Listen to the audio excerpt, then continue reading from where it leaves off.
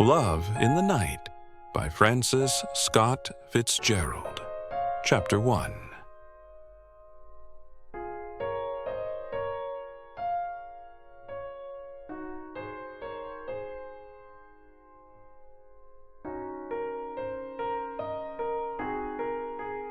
The words thrilled Val. They had come into his mind sometime during the fresh, gold April afternoon, and he kept repeating them to himself over and over.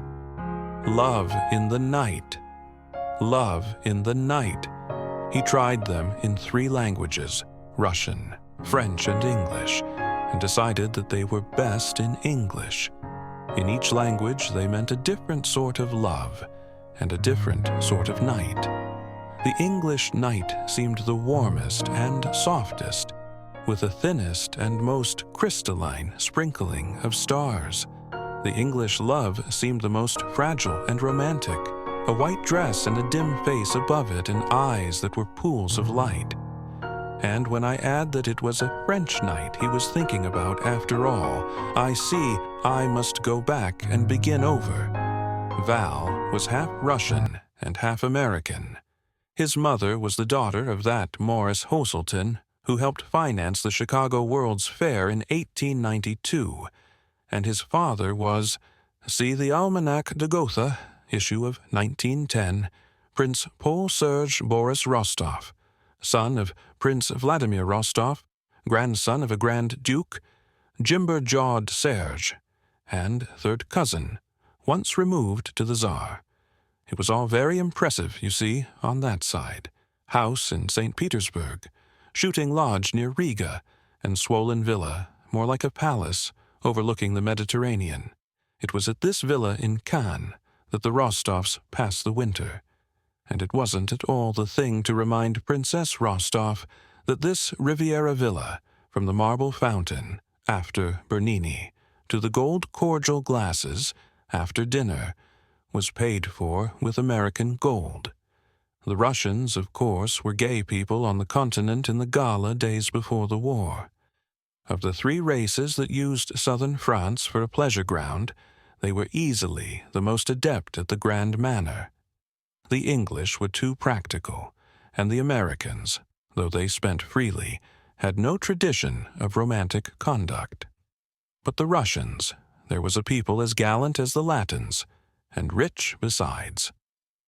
When the Rostovs arrived at Cannes late in January, the restaurateurs telegraphed north for the prince's favorite labels to paste on their champagne, and the jewelers put incredibly gorgeous articles aside to show to him, but not to the princess, and the Russian church was swept and garnished for the season that the prince might beg orthodox forgiveness for his sins.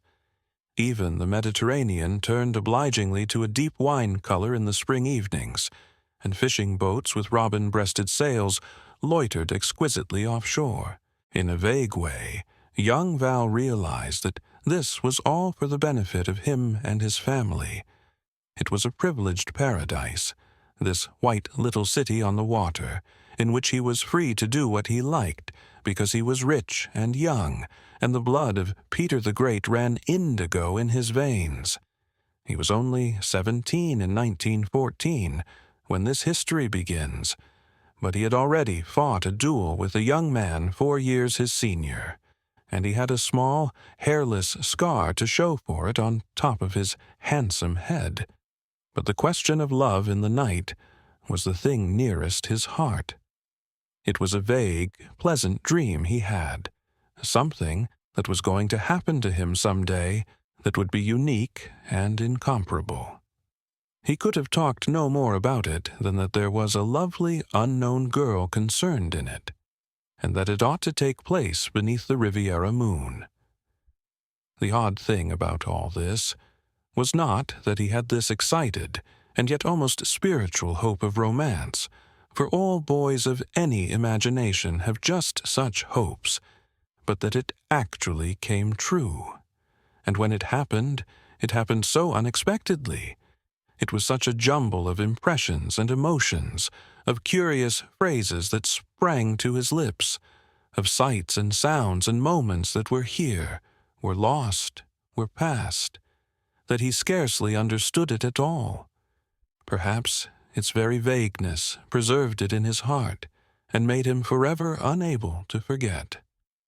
There was an atmosphere of love all about him that spring, his father's loves, for instance, which were many and indiscreet, and which Val became aware of gradually from overhearing the gossip of servants, and definitely from coming on his American mother unexpectedly one afternoon to find her storming hysterically at his father's picture on the salon wall.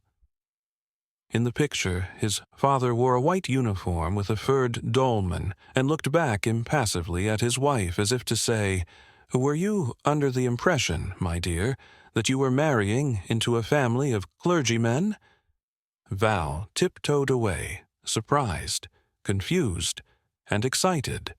It didn't shock him as it would have shocked an American boy of his age. He had known for years what life was among the continental rich, and he condemned his father only for making his mother cry. Love went on around him, reproachless love and illicit love alike. As he strolled along the seaside promenade at 9 o'clock, when the stars were bright enough to compete with the bright lamps, he was aware of love on every side.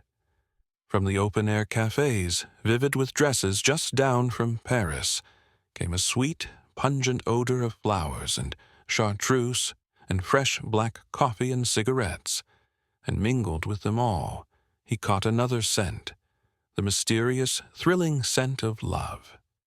Hands touched jewel-sparkling hands upon the white tables. Gay dresses and white shirt fronts swayed together, and matches were held, trembling a little, for slow lighting cigarettes.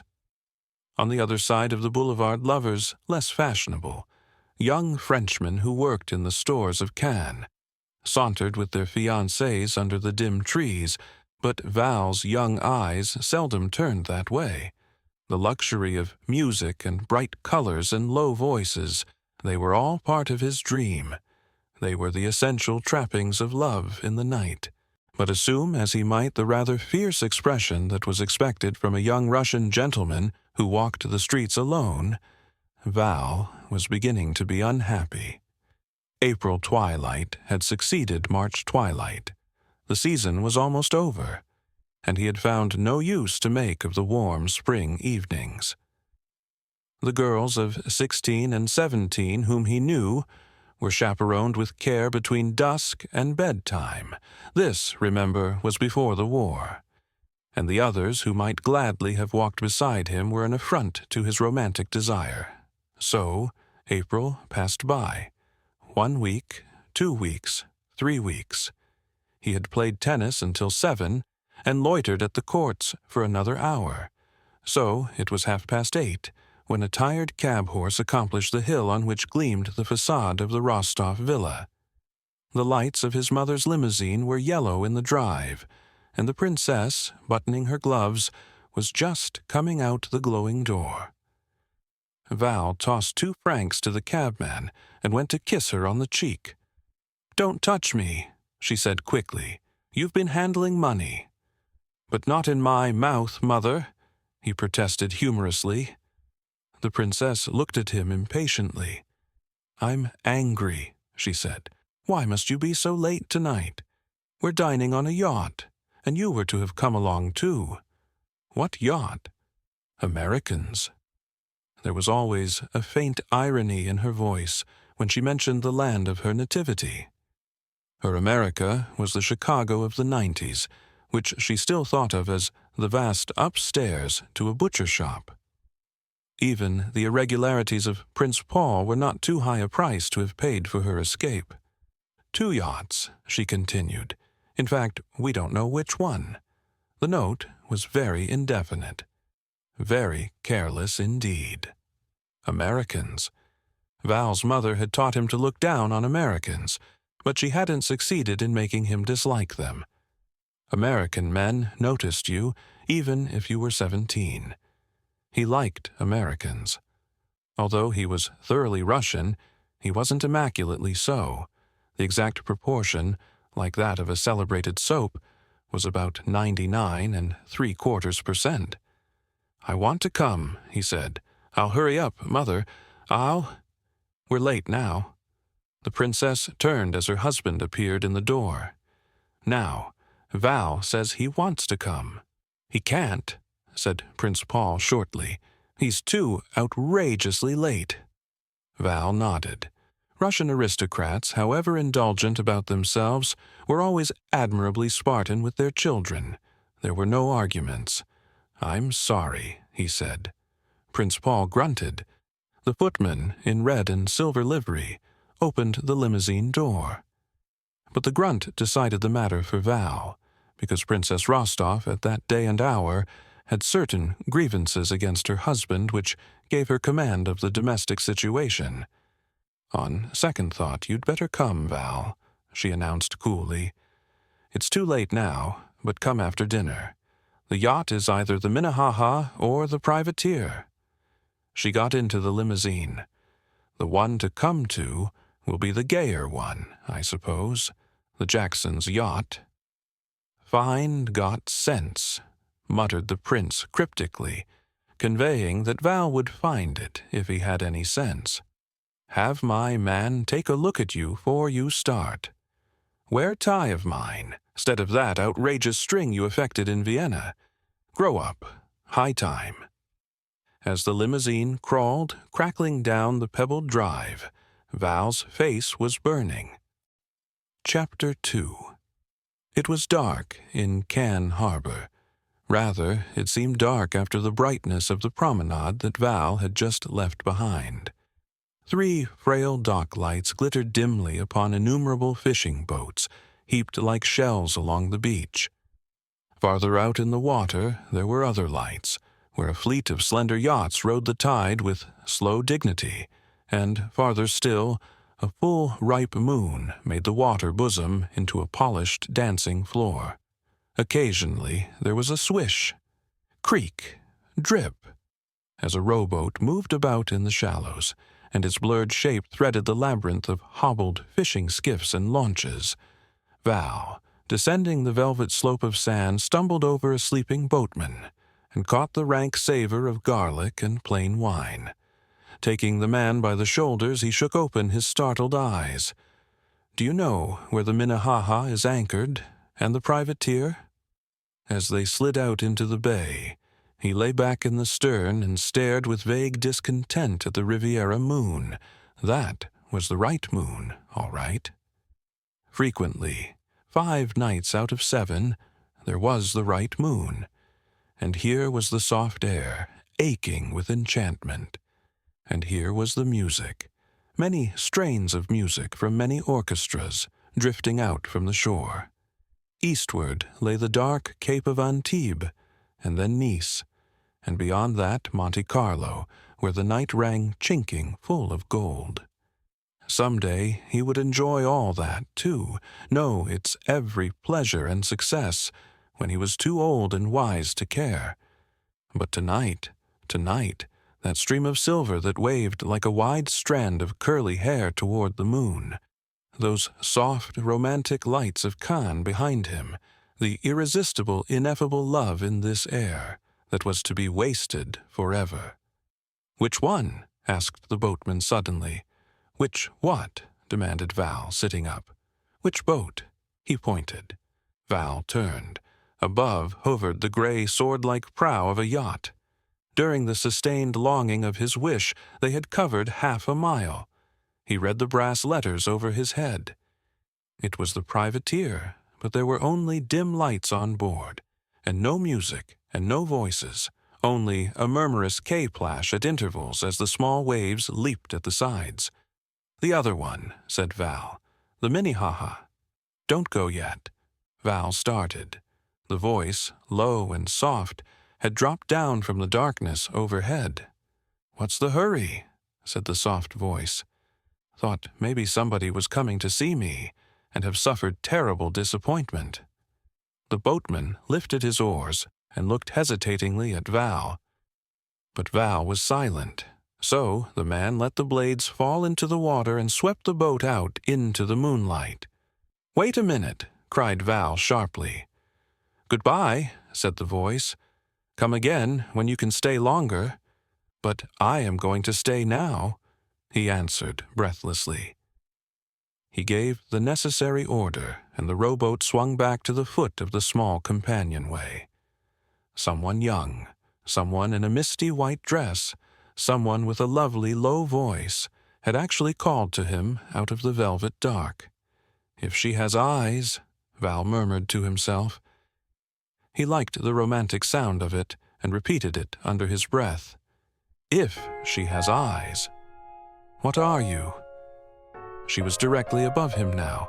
She was looking down, and he was looking up as he climbed the ladder, and as their eyes met, they both began to laugh. She was very young, slim, almost frail, with a dress that accentuated her youth by its blanched simplicity. 2 wan, dark spots on her cheeks marked where the color was by day. "What are you?" she repeated, moving back and laughing again, as his head appeared on the level of the deck. "I'm frightened now, and I want to know." "I am a gentleman," said Val, bowing. "What sort of a gentleman?" "There are all sorts of gentlemen. There was a colored gentleman at the table next to ours in Paris, and so—" She broke off.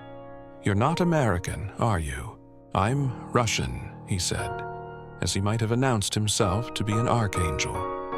He thought quickly and then added, "And I am the most fortunate of Russians.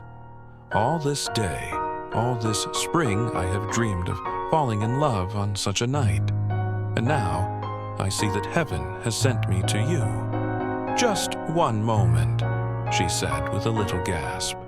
"I'm sure now that this visit is a mistake. I don't go in for anything like that. Please, I beg your pardon." He looked at her in bewilderment, unaware that he had taken too much for granted. Then he drew himself up formally. "I have made an error. If you will excuse me, I will say good night." He turned away. His hand was on the rail.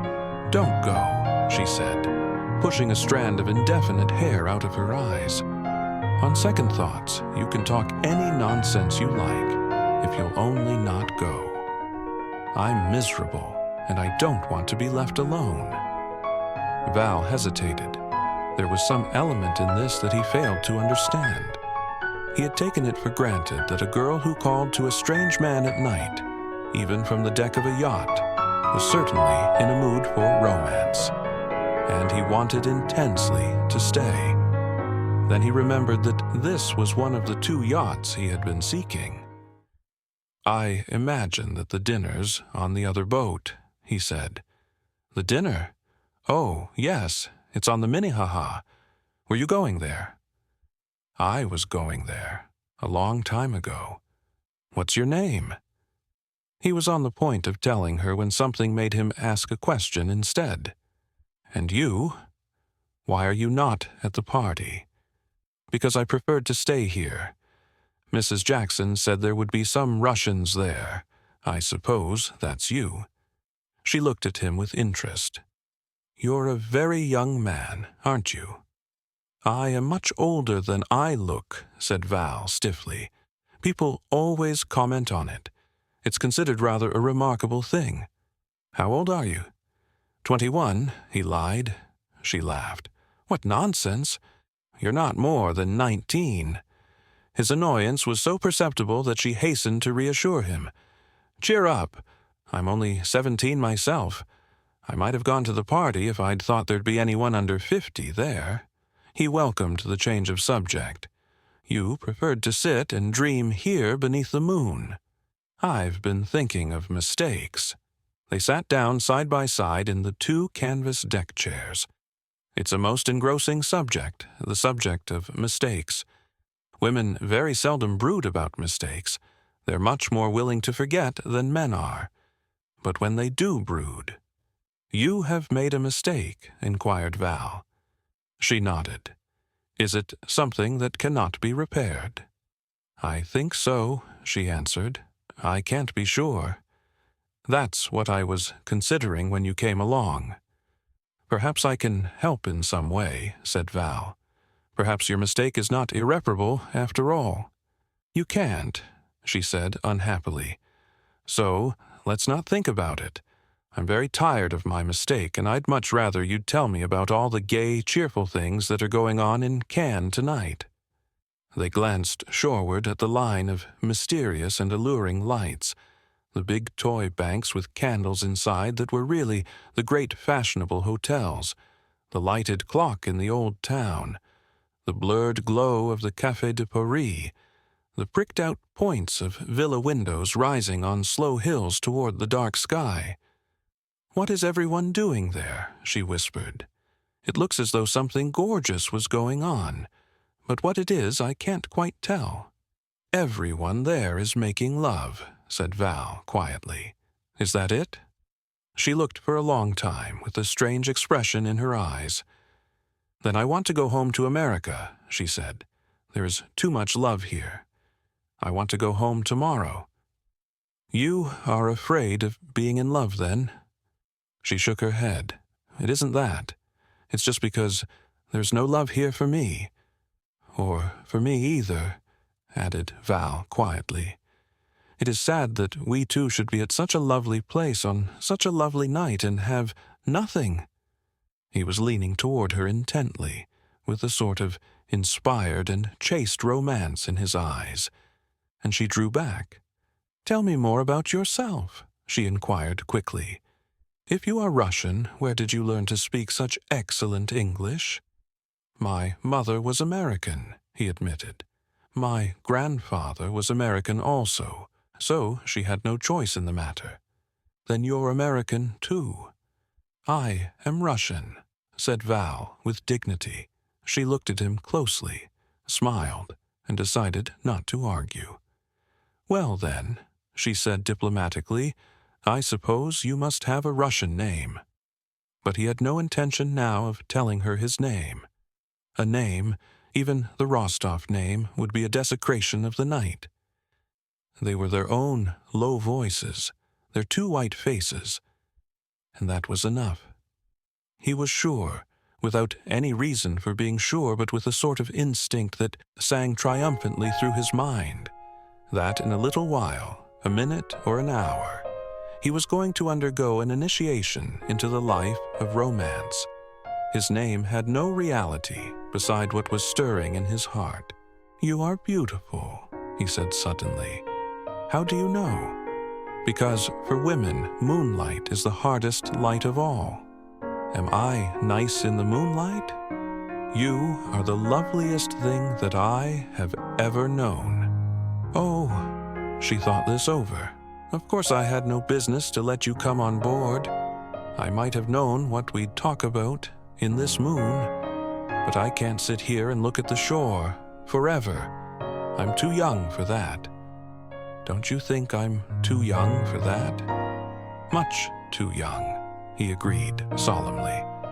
Suddenly, they both became aware of new music that was close at hand, music that seemed to come out of the water not 100 yards away. "Listen," she cried. "It's from the Minnehaha. They finished dinner." For a moment, they listened in silence. "Thank you," said Val suddenly. "For what?" He hardly knew he had spoken. He was thanking the deep, low horns for singing in the breeze, the sea for its warm, murmurous complaint against the bow, the milk of the stars for washing over them, until he felt buoyed up in a substance more taut than air. "So lovely," she whispered. "What are we going to do about it? Do we have to do something about it? I thought we could just sit and enjoy." "You didn't think that," he interrupted quietly. "You know that we must do something about it. I am going to make love to you, and you are going to be glad." "I can't," she said very low. She wanted to laugh now, to make some light, cool remark that would bring the situation back into the safe waters of a casual flirtation. But it was too late now.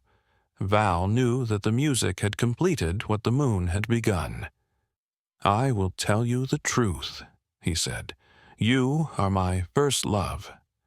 I am 17, the same age as you, no more. There was something utterly disarming about the fact that they were the same age. It made her helpless before the fate that had thrown them together. The deck chairs creaked, and he was conscious of a faint, elusive perfume as they swayed suddenly and childishly together. Chapter 3.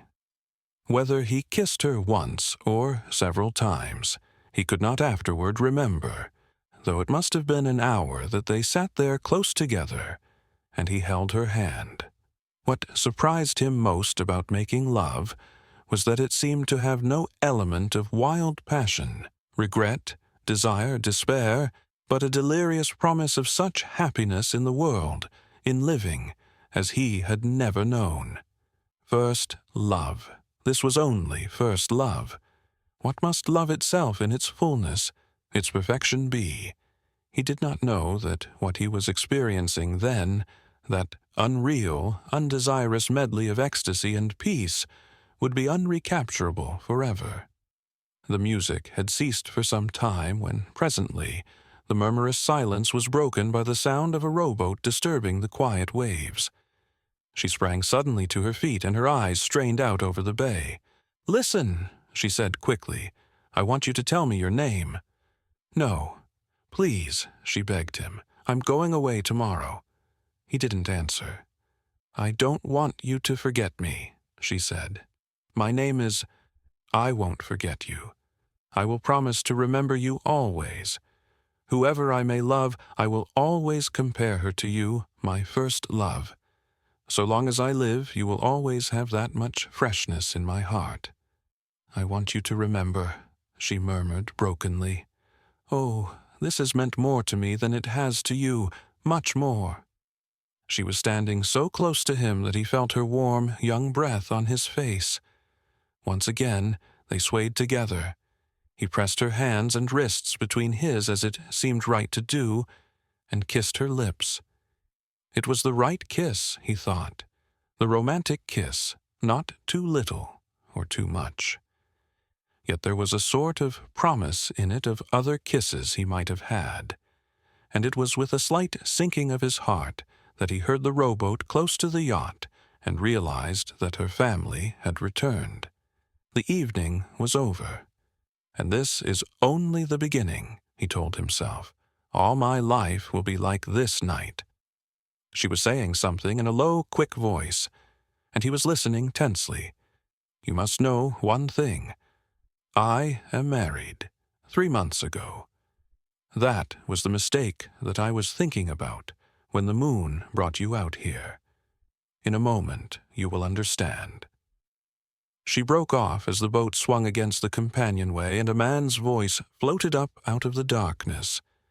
"Is that you, my dear?" "Yes." "What is this other rowboat waiting?" "One of Mrs. Jackson's guests came here by mistake, and I made him stay and amuse me for an hour." A moment later, the thin white hair and weary face of a man of 60 appeared above the level of the deck. And then Val saw and realized too late how much he cared. Chapter 4. When the Riviera season ended in May, the Rostovs and all the other Russians closed their villas and went north for the summer. The Russian Orthodox Church was locked up, and so were the bins of rarer wine, and the fashionable spring moonlight was put away, so to speak, to wait for their return. "We'll be back next season," they said, as a matter of course. But this was premature, for they were never coming back any more. Those few who straggled south again after 5 tragic years were glad to get work as chambermaids or valets de chambre in the great hotels where they had once dined. Many of them, of course, were killed in the war or in the Revolution. Many of them faded out as spongers and small cheats in the big capitals, and not a few ended their lives in a sort of stupefied despair. When the Kerensky government collapsed in 1917, Val was a lieutenant on the Eastern Front, trying desperately to enforce authority in his company long after any vestige of it remained. He was still trying when Prince Paul Rostov and his wife gave up their lives one rainy morning to atone for the blunders of the Romanovs. And the enviable career of Morris Hasselton's daughter ended in a city that bore even more resemblance to a butcher shop than had Chicago in 1892.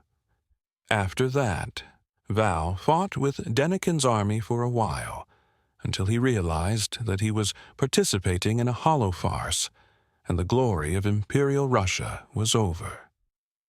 Then he went to France, and was suddenly confronted with the astounding problem of keeping his body and soul together. It was, of course, natural that he should think of going to America. Two vague aunts with whom his mother had quarreled many years ago still lived there in comparative affluence, but the idea was repugnant to the prejudices his mother had implanted in him, and besides, he hadn't sufficient money left to pay for his passage over. Until a possible counter-revolution should restore to him the Rostov properties in Russia, he must somehow keep alive in France. So he went to the little city he knew best of all. He went to Cannes. His last 200 francs bought him a third-class ticket, and when he arrived, he gave his dress suit to an obliging party who dealt in such things and received in return money for food and bed. He was sorry afterward that he had sold the dress suit, because it might have helped him to a position as a waiter. But he obtained work as a taxi driver instead, and was quite as happy, or rather quite as miserable, at that. Sometimes he carried Americans to look at villas for rent, and when the front glass of the automobile was up, curious fragments of conversation drifted out to him from within. Heard this fellow was a Russian prince. Shh! No, this one right here. Be quiet, Esther. Followed by subdued laughter. When the car stopped, his passengers would edge around to have a look at him. At first, he was desperately unhappy when girls did this. After a while, he didn't mind any more. Once, a cheerfully intoxicated American asked him if it were true, and invited him to lunch. And another time an elderly woman seized his hand as she got out of the taxi, shook it violently, and then pressed a 100-franc note into his hand. Well, Florence, now I can tell him back home I shook hands with a Russian prince. The inebriated American who had invited him to lunch thought at first that Val was a son of the Tsar, and it had to be explained to him that a prince in Russia was simply the equivalent of a British courtesy lord.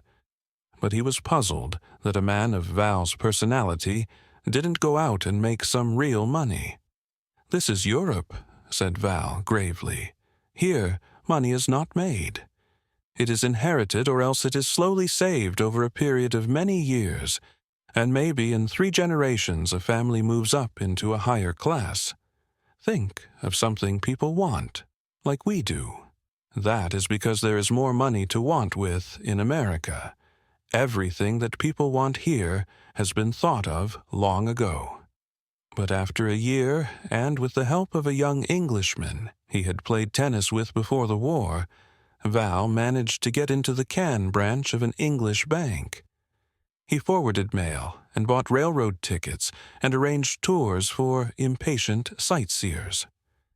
Sometimes a familiar face came to his window. If Val was recognized, he shook hands. If not, he kept silence. After 2 years, he was no longer pointed out as a former prince. For the Russians were an old story now. The splendor of the Rostovs and their friends was forgotten. He mixed with people very little.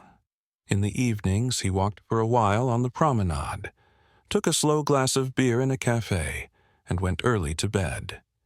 He was seldom invited anywhere because people thought that his sad, intent face was depressing, and he never accepted anyhow. He wore cheap French clothes now, instead of the rich tweeds and flannels that had been ordered with his father's from England. As for women, he knew none at all. Of the many things he had been certain about at 17, he had been most certain about this, that his life would be full of romance. Now, after 8 years, he knew that it was not to be. Somehow, he had never had time for love. The war, the revolution, and now his poverty had conspired against his expectant heart. The springs of his emotion which had first poured forth one April night had dried up immediately, and only a faint trickle remained. His happy youth had ended almost before it began. He saw himself growing older and shabbier, and living always more and more in the memories of his gorgeous boyhood. Eventually he would become absurd, pulling out an old heirloom of a watch and showing it to amused young fellow clerks, who would listen with winks to his tales of the Rostov name. He was thinking these gloomy thoughts one April evening in 1922, as he walked beside the sea and watched the never-changing magic of the awakening lights. It was no longer for his benefit, that magic, but it went on, and he was somehow glad. Tomorrow he was going away on his vacation, to a cheap hotel farther down the shore, where he could bathe and rest and read. Then he would come back and work some more. Every year for 3 years he had taken his vacation during the last 2 weeks in April, perhaps because it was then that he felt the most need for remembering. It was in April that what was destined to be the best part of his life had come to a culmination under a romantic moonlight. It was sacred to him, for what he had thought of as an initiation and a beginning had turned out to be the end. He paused now in front of the Café des Étrangers and after a moment crossed the street on impulse and sauntered down to the shore. A dozen yachts, already turned to a beautiful silver color, rode at anchor in the bay. He had seen them that afternoon and read the names painted on their bows, but only from habit. He had done it for 3 years now, and it was almost a natural function of his eye. "Un beau soir," remarked a French voice at his elbow. It was a boatman who had often seen Val here before. "Monsieur finds the sea beautiful?" "Very beautiful." "I too, but a bad living, except in the season. Next week, though, I earn something special. I am paid well for simply waiting here and doing nothing more from 8 o'clock until midnight." "That's very nice," said Val politely. "A widowed lady, very beautiful, from America, whose yacht always anchors in the harbor for the last 2 weeks in April. If the privateer comes tomorrow, it will make 3 years. Chapter 5. All night, Val didn't sleep. Not because there was any question in his mind as to what he should do, but because his long stupefied emotions were suddenly awake and alive. Of course he must not see her. Not he. A poor failure with a name that was now only a shadow. But it would make him a little happier always to know that she remembered. It gave his own memory another dimension, raised it like those stereopticon glasses that bring out a picture from the flat paper. It made him sure that he had not deceived himself. He had been charming once upon a time to a lovely woman, and she did not forget. An hour before train time next day, he was at the railway station with his grip, so as to avoid any chance encounter in the street. He found himself a place in a third-class carriage of the waiting train. Somehow, as he sat there, he felt differently about life, a sort of hope, faint and illusory, that he hadn't felt 24 hours before. Perhaps there was some way in those next few years in which he could make it possible to meet her once again, if he worked hard, threw himself passionately into whatever was at hand. He knew of at least 2 Russians in Cannes who had started over again with nothing except good manners and ingenuity, and were now doing surprisingly well. The blood of Morris Hoselton began to throb a little in Val's temples, and made him remember something he had never before cared to remember, that Morris Hoselton, who had built his daughter a palace in St. Petersburg, had also started from nothing at all. Simultaneously, another emotion possessed him, less strange, less dynamic, but equally American, the emotion of curiosity.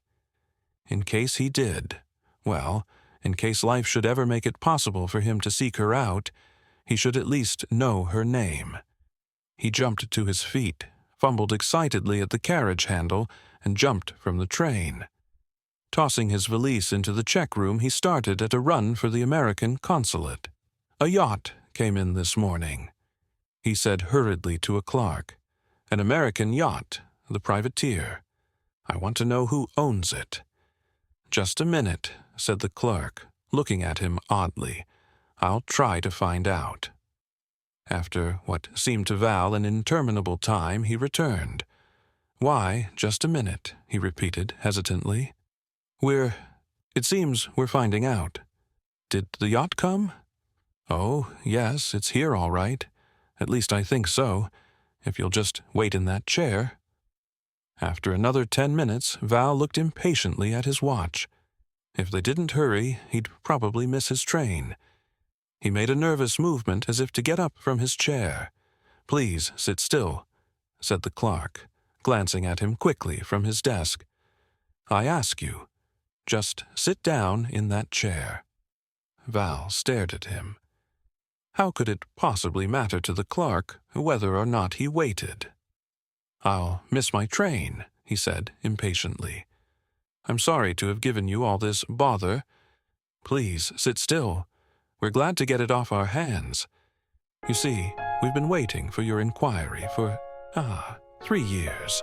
Val jumped to his feet and jammed his hat on his head. "Why didn't you tell me that?" he demanded angrily. "Because we had to get word to our client. Please don't go. It's too late." Val turned. Someone slim and radiant with dark, frightened eyes was standing behind him, framed against the sunshine of the doorway. "Why?" Val's lips parted, but no words came through. She took a step toward him. She looked at him helplessly, her eyes filling with tears. "I just wanted to say hello," she murmured.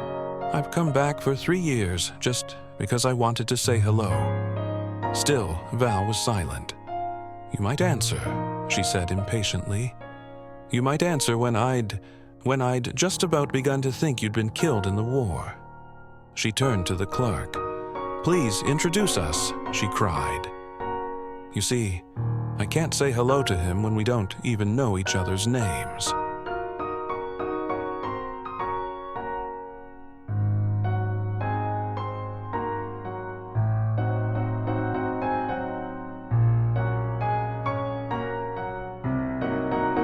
Afterward, it's the thing to distrust these international marriages, of course. It's an American tradition that they always turn out badly, and we are accustomed to such headlines as, "Would trade coronet for true American love, says Duchess," and "Claims Count Mendicant, tortured Toledo wife." The other sort of headlines are never printed, for who would want to read, "Castle is Love Nest, asserts former Georgia Belle," or "Duke and Packer's daughter celebrate golden honeymoon." So far, there have been no headlines at all about the young Rostovs. Prince Val is much too absorbed in that string of moonlight blue taxicabs which he manipulates with such unusual efficiency to give out interviews. He and his wife only leave New York once a year. But there is still a boatman who rejoices when the privateer steams into Cannes Harbor on a mid-April night.